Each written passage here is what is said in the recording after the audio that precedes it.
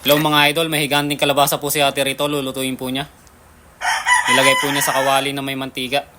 Sinandok-sandok po niya mga idol. Hinango na po niya mga idol. Nilagay po niya sa bilao. Nilagay niya sa lamesa, naglagay po siya ng tubig na may sabon sa batya. Saka po niya nilagay yung kalabasa. Binanlawan po niya ng sabon mga idol.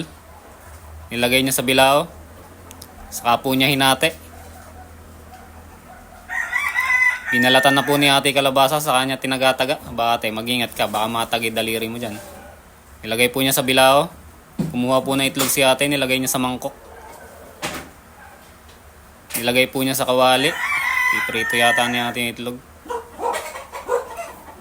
Nilagyan po niya ng bawang yung itlog, saka yung kalabasa nilagay na niya doon. Nilagyan po niya ng pampalasa. Nilagyan po niya ng paminta, string onions.